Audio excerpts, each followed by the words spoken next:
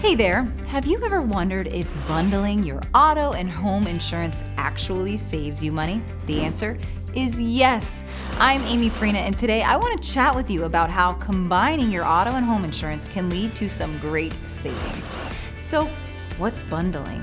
Well, it's when you take two or more types of insurance, like your car and your home insurance, and you put them together with the same company. Instead of having policies that are separate with different insurers, you keep them all under one roof. By choosing a single insurance company, you can often benefit from discounts for bundling your car and home insurance policies. These discounts can range from 5% to up to 25%. But it's not just about the discounts, although that is a huge benefit. Bundling also makes life a little easier. You've got one point of contact, one bill to keep track of, and if you ever need to file a claim, it's all handled by the same company.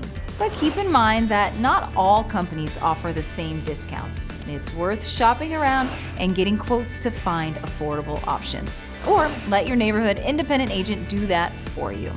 You may be surprised at how much you can save. So, if you're looking for a simple way to save money without compromising your coverage, bundling your auto and home insurance might be the answer. It's a small step that can make a big difference to your budget. Thanks so much for hanging out with me today. See you next time.